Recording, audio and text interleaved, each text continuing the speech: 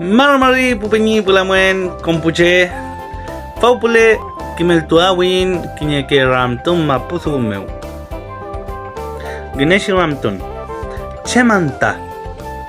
Chemanta nos va a servir para buscar un significado de alguna palabra. Por ejemplo, nos dicen una palabra que no sepamos y nosotros decimos Chemanta, por ejemplo, Chemanta Akakampayaiman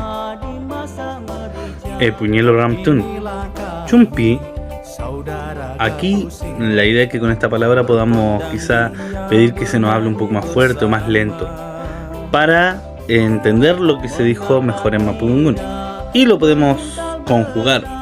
Chumpi, chumpini, chumpien, chumpieneu, chumpieyu, kilañelo ramtun, chomley, cam, chomleymi. Con esta pregunta nos va a servir para preguntar dónde está algún objeto, alguna persona. Pero, sin embargo, también significa, dependiendo del contexto, dónde vive. Dónde vive esa persona o dónde está viviendo en ese momento. Fimuten, Feukeyal.